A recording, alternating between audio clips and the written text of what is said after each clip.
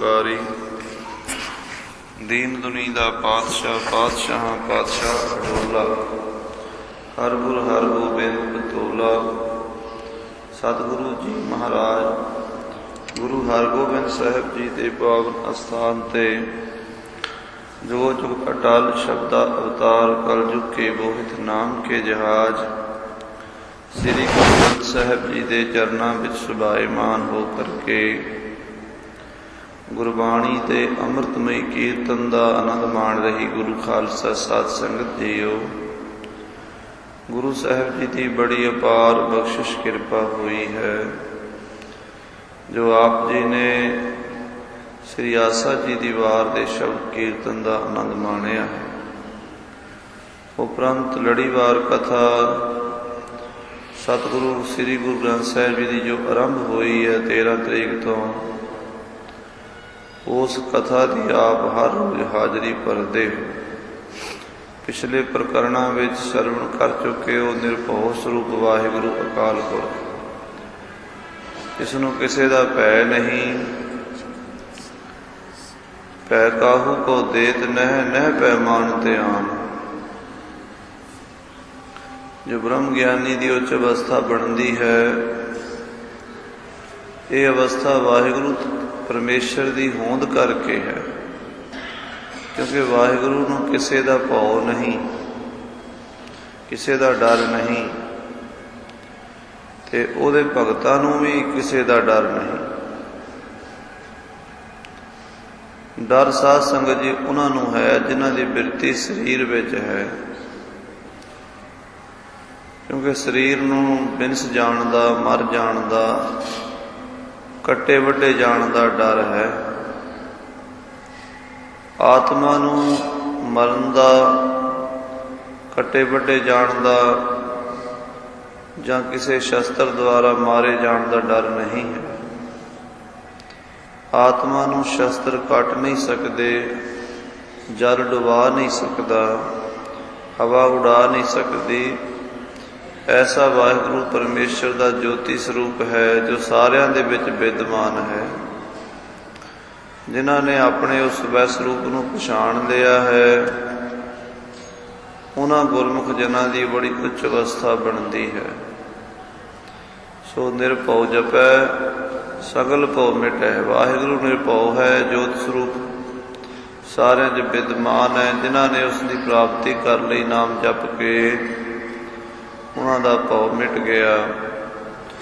अगे गुरुदेव जी ने कथन किया कि वाहिगुरु जिथे निरभौ है उथे निर्वैर भी है। वैर हुंदा अपने बराबर दियां नाल, अपने विरोधियां नाल। वाहिगुरु दा कोई बराबर भी नहीं है ते वाहिगुरु दा विरोधी भी कोई नहीं है। उसका कोई विरोध कर ही नहीं सकता क्योंकि स्वै स्वरूप है सारिਆਂ ਦੇ अंदर विद्यमान। भला कौन अपने स्वरूप का विरोध करेगा।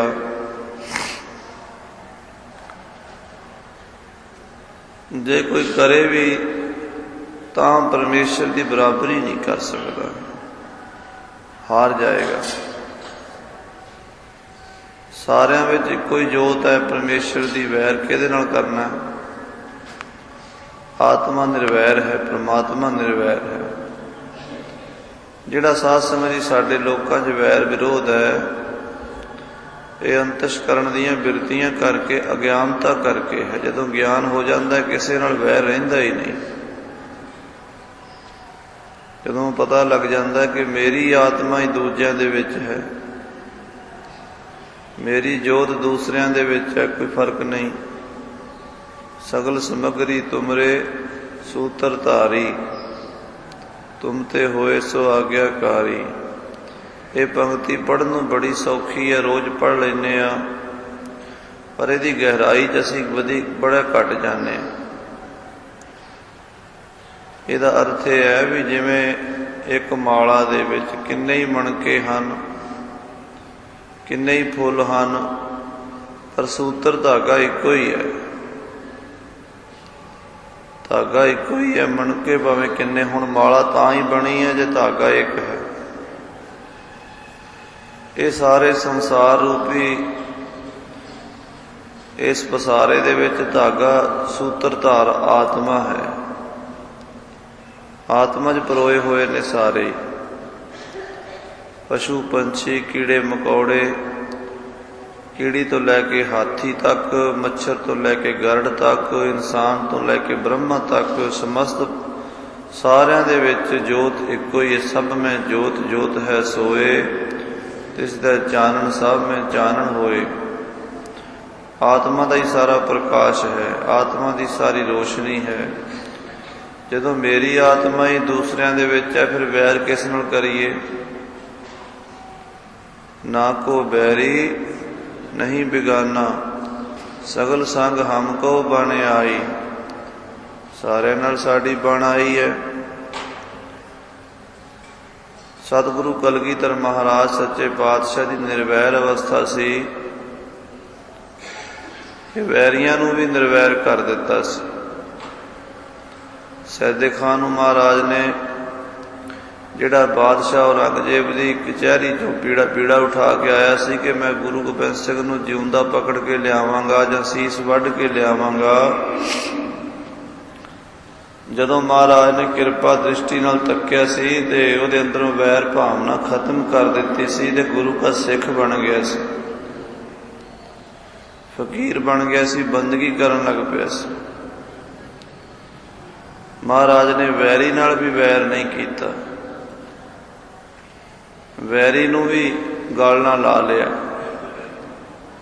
ਐਸੇ ਦੀਨ ਦਿਆਲ ਸਤਿਗੁਰੂ ਨਿਰਵੈਰ ਪੁਰਖ ਮੇਰੇ ਪ੍ਰਭ ਦਾਤੇ, ਜਿਸੈ ਜਨਾਵੈ ਜਿਨਸੈ ਜਨਾਵੋ ਤਿਸੈ ਤੁਮ ਜਾਤੇ।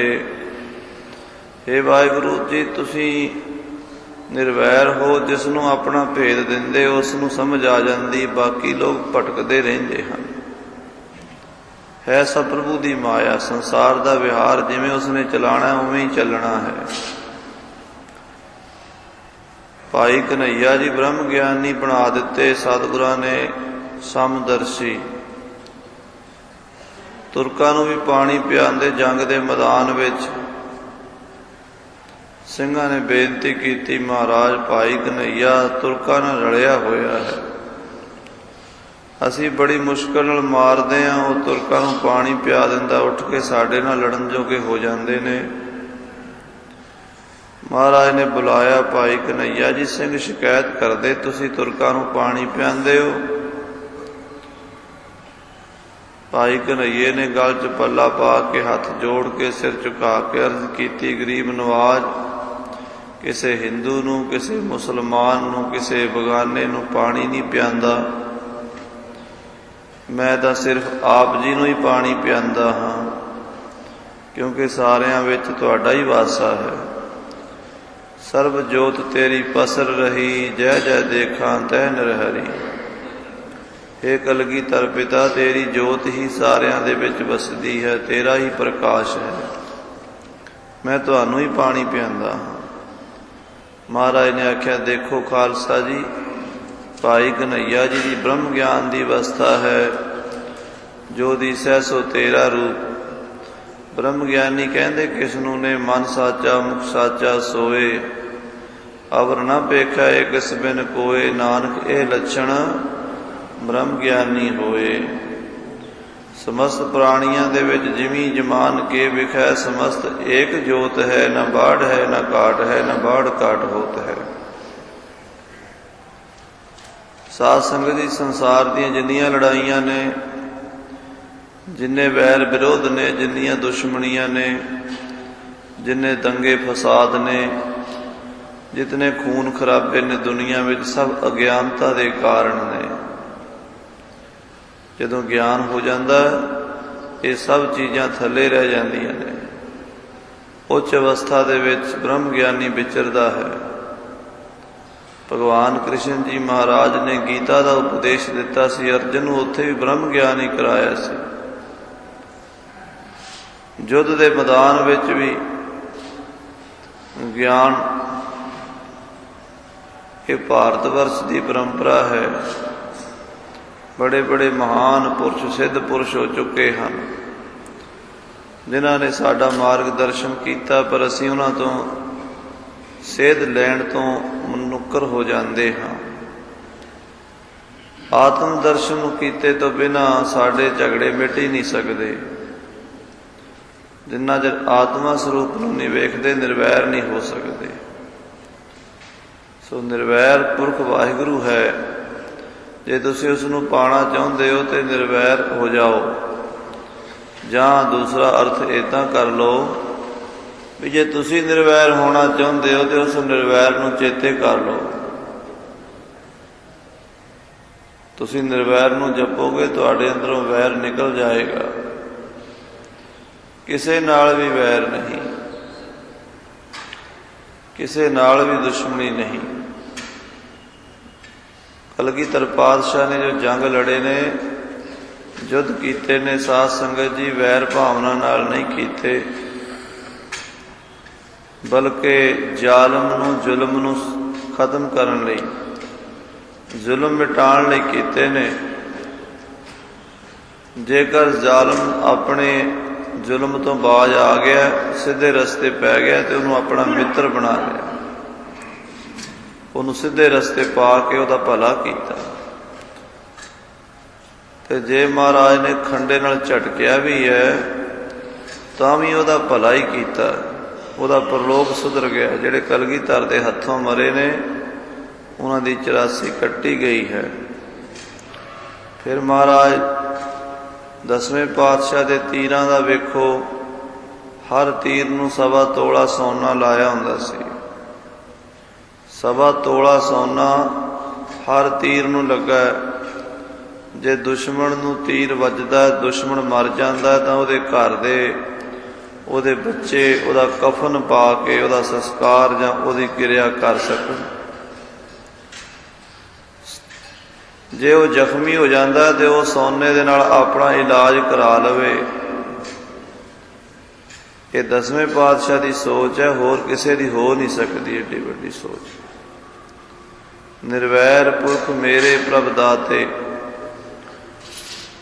ਜਿਸੈ ਜਨਾਵੋ ਤਿਨੈ ਤੁਮ ਜਾਤੇ। ਹੁਣ ਮਹਾਰਾਜ ਸੱਚੇ ਪਾਤਸ਼ਾਹ ਜੀ ਦੱਸਦੇ ਵੀ ਜਿੱਥੇ ਅਕਾਲ ਪੁਰਖ ਨਿਰਭਉ ਤੇ ਨਿਰਵੈਰ ਹੈ, ਉੱਥੇ ਅਕਾਲ ਮੂਰਤ ਹੈ। ਪਰਮੇਸ਼ਰ ਦੀ ਮੂਰਤੀ ਕੈਸੀ ਹੈ, ਸਿੱਧਾ ਨੇ ਪੁੱਛਿਆ। ਮਹਾਰਾਜ ਕਹਿਣ ਲੱਗੇ, ਗੁਰੂ ਨਾਨਕ ਦੇਵ ਜੀ ਦੱਸਦੇ ਵੀ ਭਾਈ ਪਰਮੇਸ਼ਰ ਦੀ ਮੂਰਤੀ ਕਾਲ ਤੋਂ ਰਹਿਤ ਹੈ। ਦੁਨਿਆਵੀ ਦੇਵੀ ਦੇਵਤਿਆਂ ਦੀਆਂ ਲੱਖਾਂ ਮੂਰਤੀਆਂ ਮੰਦਿਰਾਂ 'ਚ ਪਈਆਂ ਹਨ, ਅਜਾਇਬ ਘਰਾਂ ਵਿੱਚ ਸਾਂਭੀਆਂ ਪਈਆਂ ਹਨ। ਕੁਝ ਮੂਰਤੀਆਂ ਪੱਥਰ ਦੀਆਂ ਬਣੀਆਂ ਹੋਈਆਂ ਹਨ, ਕੁਝ ਲੱਕੜ ਦੀਆਂ ਬਣੀਆਂ ਹੋਈਆਂ ਹਨ, ਕੁਝ ਮੂਰਤੀਆਂ ਤਾਂਬੇ ਦੀਆਂ, ਕੁਝ ਚਾਂਦੀ ਤੇ ਕੁਝ ਸੋਨੇ ਦੀਆਂ ਵੀ ਬਣੀਆਂ ਹੋਈਆਂ। ਪਰ ਉਹ ਸਾਰੀਆਂ ਮੂਰਤੀਆਂ ਕਾਲ ਦੇ ਅਧੀਨ ਹਨ।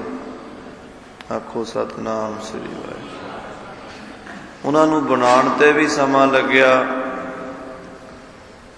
ਉਹਨਾਂ ਦੀ ਜ਼ਿੰਦਗੀ ਦਾ ਵੀ ਕੋਈ ਸਮਾਂ ਹੈ। ਕੋਈ ਮੂਰਤੀ 1000 ਸਾਲ ਪਈ ਰਹੇਗੀ, ਕੋਈ 10,000 ਸਾਲ ਪਈ ਰਹੇਗੀ, ਪਰ ਸਮਾਂ ਇੱਕ ਆਵੇਗਾ, ਉਸ ਮੂਰਤੀ ਨੂੰ ਟੁੱਟਣਾ ਪਏਗਾ। ਐਸੀ ਕੋਈ ਮੂਰਤੀ ਨਹੀਂ ਜਿਹੜੀ ਕਦੀ ਟੁੱਟੇ ਨਾ,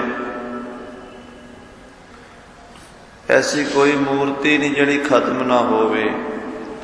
ਜਿਹੜੀ ਚੀਜ਼ ਬਣੀ ਹੈ ਉਹ ਖਤਮ ਹੋਵੇਗੀ, ਜਿਹੜਾ ਘੜਿਆ ਹੈ ਉਹ ਭੱਜੇਗਾ, ਜਿਹੜਾ ਜੰਮਿਆ ਹੈ ਉਹ ਮਰੇਗਾ। ਆਖੋ ਸਤਿਨਾਮ ਸ੍ਰੀ ਵਾਹਿਗੁਰੂ। ਮਹਾਰਾਜ ਕਹਿੰਦੇ ਭਾਈ ਪਰਮੇਸ਼ਰ ਦੀ ਮੂਰਤੀ ਇਹਨਾਂ ਮੂਰਤੀਆਂ ਵਰਗੀ ਨਹੀਂ ਹੈ। ਪਰਮੇਸ਼ਰ ਦੀ ਮੂਰਤੀ ਅਕਾਲ ਮੂਰਤ ਹੈ। ਕਈ ਇਹਦਾ ਅਰਥ ਕਰ ਦਿੰਦੇ ਆ ਅਕਾਲ ਮੂਰਤ ਦਾ ਕਿ ਜੀ ਉਹਦੀ ਮੂਰਤੀ ਕੋਈ ਨਹੀਂ। ਮਾਫ ਕਰਨਾ ਸਾਧ ਸੰਗਤ ਜੀ, ਇਹ ਅਰਥ ਢੁਕਦਾ ਨਹੀਂ। ਜੇ ਇਹ ਗੱਲ ਕਹਿਣੀ ਹੁੰਦੀ ਤਾਂ ਗੁਰੂ ਜੀ ਅਕਾਲ ਮੂਰਤ ਨਾ ਕਹਿੰਦੇ, ਬਲਕਿ ਅਮੂਰਤ ਹੀ ਕਹਿ ਦਿੰਦੇ ਵੀ ਮੂਰਤ ਕੋਈ ਨਹੀਂ। ਮੂਰਤੀ ਤਾਂ ਹੈ, ਪਰਮੇਸ਼ਰ ਦੀ ਮੂਰਤੀ ਤਾਂ ਹੈ, पर वो किसी मटीरियल की बनी हुई नहीं, किसी धातु की बनी हुई नहीं। और वो मूर्ति काल विच भी नहीं आउंदी। इत्थे मूर्ति का मतलब है होंद। मूर्ति का अर्थ है हस्ती। वाहिगुरु की हस्ती है पर अकाल है, ना जमदा है ना मरदा है। थाप्या ना जाए पीता ना होए, आपे आप निरंजन सोए। अपने आप तो ही प्रकाश है और काल उसनूं खा नहीं सकता। तू अकाल पुरख ना ही सिर काला। महाराज कहते वाहिगुरु तू अकाल पुरख है, तेरे सिर ते काल का प्रभाव नहीं, काल तेनू खत्म नहीं कर सकता। बाकी जितना संसार है साध संगत जी काल का है। काल पाए ब्रह्मा बपतरा, काल पाए शिवजू अवतरा, काल पाए कर विष्णु प्रकाशा, सकल काल का किया तमाशा। काल नाम समय दा है, काल नाम मौत दा है। काल दे बड़े विस्तर दा अर्थ हन। कहंदे भी ब्रह्मा पैदा होया, वो भी काल दे नाल पैदा होया ते काल ने उन्हें खत्म कर देना। समा पा के काल विच लीन हो जाना ब्रह्मा ने। काल पाए शिवजू अवतारा, शिव जी पैदा होया। शिव जी संसार दे विच क्यों पैदा होया? परमेश्वर ने पहला अपनी माया पैदा की। माया दे फिर तीन चेले होए, एक संसारी, एक भंडारी, एक लाए दी बाण। एक माई जुगत व्याई, तीन चेले परवान, एक संसारी, एक भंडारी, एक लाए दी बाण। संसारी ब्रह्मा पैदा करता है, रजोगुण बिरती है। भंडारी विष्णु है, सतोगुण बिरती सारिਆਂ ਦੀ पालना करता है। ते जिहड़ा ना शिव जी वो तमोगुण बिरती है, सारिਆਂ ਦੀ लैता करता, लीन कर लेंदा, अपने विच समेट लेंदा, समाप्ति कर देंदा। ये तो वाहिगुरु ने ड्यूटियां लाइया तिन्हां दियां। अगे 33 करोड़ देवते होए।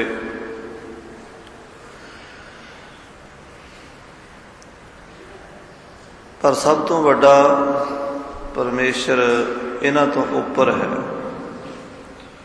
श्री गुरु गोबिंद सिंह साहब जी 10वें पातशाह ने 24 अवतारां की कथा श्री दसम ग्रंथ साहब विच लिखी है। गुरु साहब कहते ने जे 24 अवतार कहाए, तिन भी तुम प्रभ तनक ना पाए। हे वाहिगुरु जेड़े 24 अवतार होए ने वो भी तेरा अंत नहीं पा सके, नहीं पा सके। 10वें पातशाह ने लिखा है। कहते फिर महाराज परमेश्वर ने ओंकार की धुनी करके सृष्टि नूं पैदा किया। जदों संसार ब्रह्मंड पैदा होया तो वाहिगुरु ने सतोगुण रूपी विष्णु नूं पहरा दिता संसार चलाण दा। पर विष्णु अपनी सतोगुणी माया विच करोड़ां युग विराजे रहे। फिर उन्होंने परमेश्वर नूं फुरना होया भी हुण इहदे विचों ही ब्रह्मा नूं पैदा करिए, जिहड़ा पैदा करेगा संसार नूं। काल पुरख की आग्या नाल विष्णु की नाभि विचों कमल का फुल पैदा होया। उहदे विचों ब्रह्मा जी पैदा होए ते ब्रह्मा ने सृष्टि की रचना कर दी। उसे विष्णु की अंश ही ब्रह्मा है। दसम पातशाह जी लिखते ने, बड़े कमाल के बचन ने दसम ग्रंथ विच कि ब्रह्म विष्णु में भेद ना लई है, शास्त्र सिमरत भीतर इम कही है। ब्रह्मा विष्णु वखरे कोई नहीं, वो जोत का ही प्रकाश है। गुणा करके फर्क लगता है। गुणा का वो रजोगुणी अंश जिहड़ी पैदा करने वाली, रजोगुण विच काम वासना ते रजोगुण दे विच ही लोभ वासना हुंदी है। ਰਜੋਗੁਣ ਵਿੱਚ ਹੀ ਮੋਹ ਵਾਸ਼ਨਾ ਹੁੰਦੀ ਹੈ। ਕਾਮ ਵਾਸ਼ਨਾ ਸਰੀਰ ਨੂੰ ਪੈਦਾ ਕਰਨ ਵਾਸਤੇ ਹੈ, ਲੋਭ ਵਾਸ਼ਨਾ ਸਰੀਰ ਨੂੰ ਚਲਾਉਣ ਵਾਸਤੇ ਹੈ। ਉਹ ਰਜੋਗੁਣ ਦਾ ਹੀ ਪਸਾਰਾ ਹੈ, ਕਿ ਬ੍ਰਹਮਾ ਦਾ ਹੀ ਪਸਾਰਾ ਹੈ, ਸਾਡੇ ਸਾਰੇ ਸਰੀਰਾਂ ਦੇ ਵਿੱਚ ਹੈ। ਜੇ ਨਾ ਹੋਵੇ, ਨਾ ਅਸੀਂ ਪੈਦਾ ਹੋ ਸਕੀਏ, ਨਾ ਸਾਡੇ ਬੱਚੇ। ਸੋ ਉਹ ਬ੍ਰਹਮਾ ਤੇ ਵਿਸ਼ਨੂੰ ਇੱਕੋ ਹੀ ਹਨ, ਦੋ ਨਹੀਂ। ਤੇ ਸ਼ਿਵ ਜੀ, ਉਹਦੇ ਬਾਰੇ ਵੀ 10ਵੇਂ ਪਾਤਸ਼ਾਹ ਲਿਖਦੇ ਆ ਕਿ ਜਦੋਂ ਬ੍ਰਹਮਾ ਨੇ ਸੰਸਾਰ ਪੈਦਾ ਕਰ ਦਿੱਤਾ ਤੇ ਧਰਮ ਚੱਲਿਆ ਤੇ ਜੀ ਬਹੁਤ ਵੱਧ ਗਏ। ਜਬ ਧਰਮ ਚਲੇ ਤਬ ਜੀਓ ਬੜੇ। ਇਹ ਕੁਦਰਤ ਦਾ ਨਿਯਮ ਹੈ, ਜਦੋਂ ਧਰਮ ਚੱਲਦਾ ਉਦੋਂ ਜੀ ਜੰਤ ਵੱਧ ਜਾਂਦੇ ਨੇ, ਪੈਦਾਇਸ਼ ਵੱਧਦੀ ਹੈ। ਧਰਮ ਨਾਮ ਸੰਸਾਰ ਦੀ ਮਰਿਆਦਾ ਦਾ ਹੈ। ਆਖੋ ਸਤਿਨਾਮ ਸ੍ਰੀ ਵਾਹਿਗੁਰੂ। ਜਿੱਥੇ ਸ਼ਾਦੀ ਹੋਵੇਗੀ ਉੱਥੇ ਆਬਾਦੀ ਹੋਵੇਗੀ, ਐਸਾ ਨਿਯਮ ਹੈ। ਬ੍ਰਹਮਾ ਨੇ ਪੈਦਾ ਕਰ ਦਿੱਤੇ ਜੋੜੇ, ਇਸਤਰੀ ਪੁਰਸ਼ ਦੇ, ਪਸ਼ੂਆਂ ਪੰਛੀਆਂ ਦੇ, ਬੜੇ ਜੀਵ ਜੰਤ ਵੱਧ ਗਏ। ਕਹਿੰਦੇ ਕਾਲ ਪੁਰਖ ਨੇ ਸੋਚਿਆ ਵੀ ਇਤਨੇ ਜੀਵ ਜੰਤੂ ਵਧੀ ਜਾਂਦੇ ਨੇ, ਇਹ ਜੇ ਵਧਦੇ ਰਹਿਣਗੇ ਤੇ ਧਰਤੀ ਤੇ ਪੈਰ ਧਰਨ ਨੂੰ ਥਾਂ ਨਹੀਂ ਰਹਿਣੀ, ਇਹਨੂੰ ਘਟਾਉਣਾ ਵੀ ਚਾਹੀਦਾ। ਤਾਂ ਫਿਰ ਕਾਲ ਪੁਰਖ ਨੇ ਵਿਸ਼ਨੂੰ ਨੂੰ ਹੀ ਆਖਿਆ ਵੀ ਹੁਣ ਤੂੰ ਅਬ ਤੁਮ ਰੁਦਰ ਸਰੂਪ ਧਰੋ, ਜਗ ਜੀਵਨ ਕੋ ਚਲ ਨਾਸ ਕਰੋ। ਹੇ ਵਿਸ਼ਨੂੰ, ਹੁਣ ਤੂੰ ਸ਼ਿਵ ਜੀ ਦਾ ਰੂਪ ਧਾਰਨ ਕਰ ਲੈ, ਰੁਦਰ ਰੂਪ ਧਾਰਨ ਕਰ ਲੈ। ਜਿਹੜੇ ਜੀਵ ਜੰਤ ਬਹੁਤ ਵੱਧ ਚੁੱਕੇ ਨੇ, ਇਹਨਾਂ ਨੂੰ ਮਾਰ ਨਾ ਕਰ, ਮੌਤ ਦਾ ਸਿਲਸਿਲਾ ਸ਼ੁਰੂ ਕਰ ਦੇ। ਜੇ ਮਰਨਗੇ ਤੇ ਤਾਂ ਹੀ ਪਿਛਲੇ ਜੰਮਣਗੇ ਤੇ ਉਹਨਾਂ ਨੂੰ ਥਾਂ ਮਿਲੇਗੀ ਰਹਿਣ ਨੂੰ। ਜੇ ਮਰੇ ਹੀ ਨਾ, ਜੰਮਦੇ ਗਏ ਤੇ ਧਰਤੀ ਤੇ ਤਾਂ ਫਿਰ ਬੰਦਾ ਹੀ ਪੈਰ ਧਰੇ, ਜਗ੍ਹਾ ਨਹੀਂ ਲੱਭਣੀ। ਉਹ ਫਿਰ ਭਗਵਾਨ ਪਰਮੇਸ਼ਰ ਵਾਹਿਗੁਰੂ ਕਾਲ ਪੁਰਖ ਦੀ ਆਗਿਆ ਨਾਲ ਸ਼ਿਵ ਜੀ ਦਾ ਰੂਪ ਪੈਦਾ ਹੁੰਦਾ ਸੰਸਾਰ ਨੂੰ ਨਾਸ ਕਰਨੇ ਹੇਤੂ। ਸੋ ਵਿਸ਼ਨੂੰ ਤੋਂ ਵੱਖਰਾ ਨਹੀਂ ਸ਼ਿਵ ਜੀ, ਵਿਸ਼ਨੂੰ ਤੋਂ ਵੱਖਰਾ ਨਹੀਂ ਬ੍ਰਹਮਾ, ਤੇ ਕਾਲ ਪੁਰਖ ਦੀ ਆਗਿਆ ਤੋਂ ਬਾਹਰ ਵਿਸ਼ਨੂੰ ਵੀ ਕੋਈ ਨਹੀਂ। ਉਹ ਸਤੋ ਗੁਣੀ ਹੈ, ਜੋਤ ਇੱਕੋ ਹੀ ਹੈ। ਤੇ ਪਰਮੇਸ਼ਰ ਦੀ ਮੂਰਤੀ ਜਿਹੜੀ ਹੈ ਨਾ, ਉਹ ਕਾਲ ਤੋਂ ਉੱਪਰ ਹੈ। ਕਾਲ ਪਾਏ ਬ੍ਰਹਮਾ ਬਪਤਰਾ, ਕਾਲ ਪਾਏ ਸ਼ਿਵਜੂ ਅਵਤਰਾ, ਕਾਲ ਪਾਏ ਕਰ ਵਿਸ਼ਨ ਪ੍ਰਕਾਸ਼ਾ, ਸਕਲ ਕਾਲ ਕਾ ਕੀਆ ਤਮਾਸ਼ਾ। ਇਹ ਕਾਲ ਦਾ ਤਮਾਸ਼ਾ ਹੈ। ਅੱਜ ਸ੍ਰੀ ਦਸਮ ਗ੍ਰੰਥ ਸਾਹਿਬ ਜੀ ਦੇ ਬਾਰੇ ਜਿਹੜੇ ਵੀਰਾਂ ਨੂੰ ਸ਼ੰਕੇ ਪਾਏ ਜਾ ਰਹੇ ਨੇ, ਇੱਕ ਸਿਆਸਤ ਹੈ ਕਿ ਸਿੱਖਾਂ ਨੂੰ ਆਪਣੇ ਧਰਮ ਗ੍ਰੰਥਾਂ ਤੋਂ ਬੇਮੁਖ ਕਰ ਦਿਓ, ਉਹਨਾਂ ਨੂੰ ਐਸੇ ਭੰਬਲ ਭੂਸੇ 'ਚ ਪਾ ਦਿਓ ਵੀ ਆਪਣੀ ਫਿਲਾਸਫੀ ਦਾ ਪਤਾ ਹੀ ਨਾ ਲੱਗੇ ਵੀ ਸਾਡੀ ਫਿਲਾਸਫੀ ਕੀ ਹੈ। ਤੇ ਉਹ ਉਲਝੇ ਰਹਿਣ, ਗੁਰਬਾਣੀ ਦੀ ਸਮਝ ਨਾ ਆਵੇ। ਧੂਆਂ ਧਾਰ ਪ੍ਰਚਾਰ ਹੋ ਰਿਹਾ, ਕਰੋੜਾਂ ਰੁਪਈਆ ਉਹ ਏਜੰਸੀਆਂ ਖਰਚ ਕਰ ਰਹੀਆਂ ਨੇ ਬਈ ਗੁਰਬਾਣੀ ਤੇ ਸਿੱਖਾਂ ਨੂੰ ਤੋੜ ਦੇ। ਤੇ ਸਾਡੇ ਭੋਲੇ ਭਾਲੇ ਵੀਰ ਜਿਨ੍ਹਾਂ ਨੇ ਗੁਰਬਾਣੀ ਪੜ੍ਹੀ ਨਹੀਂ, ਗੁਰਬਾਣੀ ਦੇਖੀ ਨਹੀਂ, ਉਹਨਾਂ ਦੀਆਂ ਗੱਲਾਂ ਸੁਣ ਕੇ ਆਪਣੇ ਗੁਰੂ ਤੋਂ ਬੇਮੁਖ ਹੁੰਦੇ ਜਾ ਰਹੇ। ਕੱਲ੍ਹ ਹੀ ਦਾਸ ਦੀ ਟੈਲੀਫੋਨ ਤੇ ਗੱਲ ਹੋ ਰਹੀ ਸੀ, ਇੱਕ ਸਿੰਘ ਦਸਮ ਗ੍ਰੰਥ ਬਾਰੇ ਪੁੱਛ ਰਿਹਾ ਸੀ।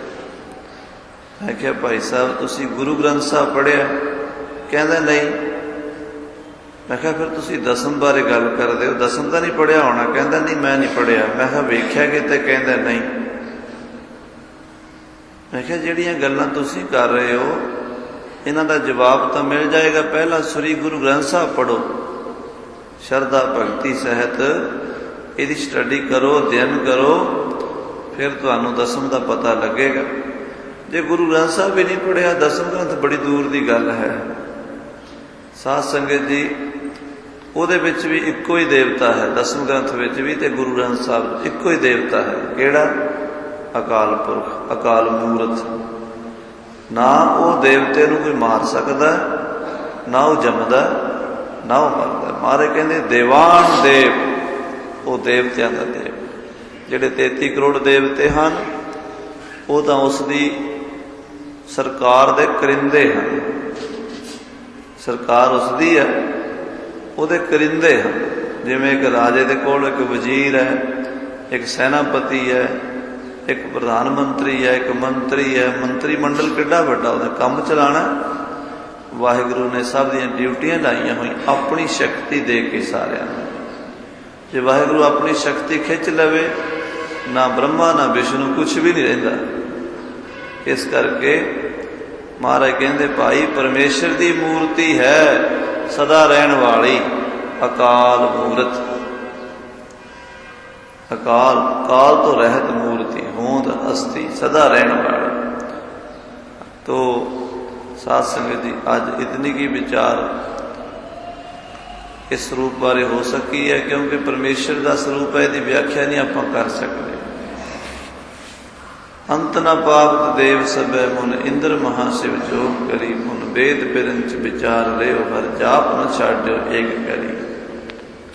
ब्रह्मा विष्णु भी यदा अंत नहीं पा सके तो असी की चीज हाँ, यदा अंत कोई पा ही नहीं सकता। अकाल मूर्त परमेश्वर की मूर्त है, उस दे बारे महाराज साहब जी कृपा करके दस रहे ने। सो अगले प्रकरण आप जी श्रवण करोगे। भुलां चुकां दी खिमा। अज ऐतवार का दिहाड़ा है। ऐतवार के दिहाड़े बाबा बलबीर सिंह जी होरां दे जथे दे सिंह गुरबाणी का अभ्यास, नाम सिमरन का अभ्यास कराते हैं। आओ आपां भी कुछ समा सिमरन में जुड़ जाइए, अपना जीवन सफला कर लईए। उपरंत अरदास बेनती होवेगी। वाहिगुरू जी का खालसा, वाहिगुरू जी की